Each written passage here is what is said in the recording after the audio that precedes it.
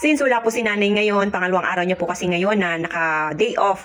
So, tinanghali na akong gumising kasi weekend naman po ngayon at walang pasok. At isa pa guys, wala naman akong gaanong gagawin kung di maglinis-linis lang dito sa bahay. Sakto naman, habang naglilinis ako, dumating ito yung nagdi-deliver ng tubig. Saktong-sakto talaga guys, pagka nauubusan kami ng tubig, natataon siya ng weekend. It's either Friday, Saturday, Sunday, ganun. Kaya pag weekdays po kasi bibihira na magkaroon ng tao dito sa labas. Madalas po kasi walang tao, or minsan sila nanay, hindi dito lang sa loob ng bahay, sa itaas, hindi sila nakakababa. Kaya pagka tumatawag, may mga taong tumatawag, mahirap marinig dahil nga sa loob ng bahay. Kaya sakto naman na nandito ako at naglilinis-linis, ayan, madaling nakapasok at naipasok yung mga in-order na tubig. Ang daming kalat guys, alam nyo ba kung bakit? Kasi nga kahit na wala kaming mga aso, yung pusa at daga lang yung laging tao dito at nakakapasok sa loob ng aming bakuran. At ayan, pagka dito naman sa labas ng bahay, sa may labasan ng bakod, ang kalat dito guys is either mga tain ng aso, napakalat-kalat, mga askal, at yung mga damo na mga mahaba. Kaya lang, mas maganda talaga guys yung araw-araw na nakakapaglinis ako kasi pagka naglinis ako, kukunti lang po yan. Pero at least guys, nababawasan siya. Kaya mas maganda na rin na araw-araw na nakapaglilinis sa paligid. Kahit na paunti-unti, nababawasan. Kaysa naman na matambak lang siya or dumami ng dumami ang aking mga liligpitin or lilinisin, di ba? Kaya ayan guys, tingnan nyo, papakita ko sa inyo yung aking nilinisan, o di ba? Pero yung damo, hindi ko talaga yan siya malilinisan agad-agad guys. Ipapagrass cut na nga lang namin yan. Kaya lang, ito po yung aming grass cut. Ayan, nagre-relax pa. Paalis na naman po kasi buti na nga lang yung service.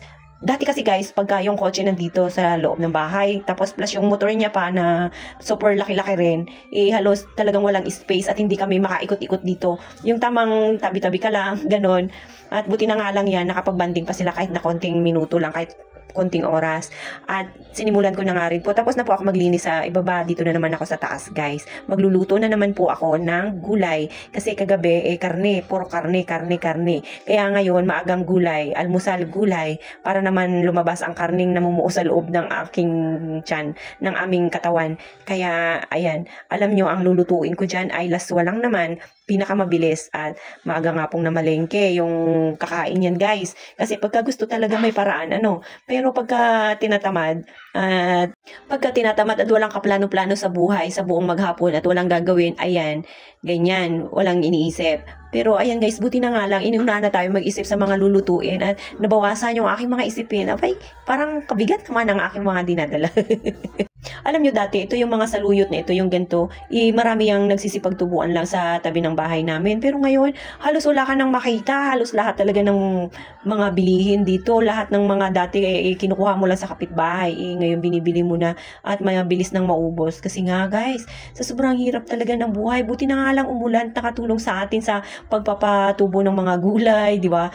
Ganon, nakakabawas-bawas din sa gastusin. Hindi naman ako nagmamadali dyan, slight lang guys. Si Yayang po ay nandun sa loob ng kwarto, medyo busy siya. Kasama niya yung kanyang daddy. Kaya ako na lang rin po muna yung nagluluto. Dito ko po ito niluto sa labas. Yummy! Gulay lang talagang gamot. Gamot para sa mga karning naipon sa tiyan. Yummy! At nag-request pa talaga, lagyan ko raw ng isda sa ibabaw. Mapapasarap talaga ang kain. Yaya, mukhang pagod na pagod. Dalawang taon. Busog na yan. Matutulog na lang. Relate ba kayo yung mga nanay dyan na may mga anak na halos ayaw magpagupit ng kuko? Ganyan po ako guys. Ganyan si Yayam, pagka natutulog, saka ko pinuputulan ng kuko kasi halos ayaw niyang ipahawak yung kanyang mga kamay. Pero hindi yan nakakalusot sa akin guys kasi nga delikado pagka mahaba yung kanyang kuko, malamang masusugatan yung kanyang mukha or minsan kasi alam niyo naman yung mga bata, di ba? So kailangan talagang maputulan yung kuko niya guys, yung mga mahahaba. Kasi nga bilis mang humaba ng kanyang mga kuko. So after ko nga pong putulan, pinagpatuloy ko na yung aking mga gawain dahil nga magtatanghali na naman, magluluto na naman ako ng aming ulam. Pero napalambot ko na nga po yung pata, unahan, na aming lulutuin ngayong tanghali.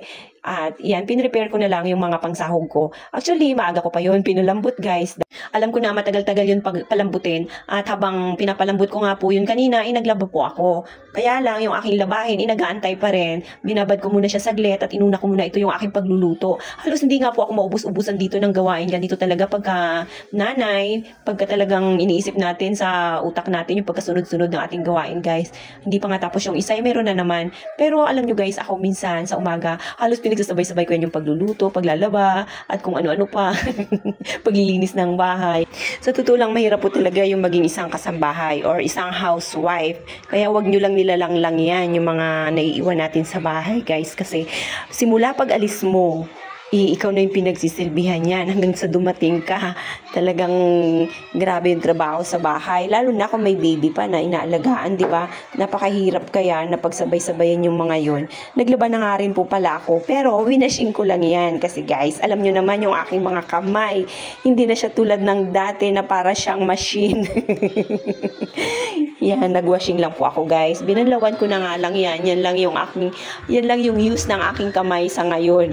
Kasi nga guys, madali nang mapagod, hindi na tulad ng dati, kalakasan. So, yan, nagbanlaw-banlaw na ako dyan guys. Tinapos ko na nga po kasi wala naman akong ibang mauutusan at wala naman akong ibang makakasama sa pagbabanlaw niyan.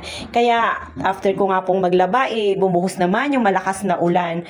As in guys, buti na nga lang nag-dryer ako at hindi pa rin nasisira ang aming dryer. So, paano ba yan? Bukas na naman ulit.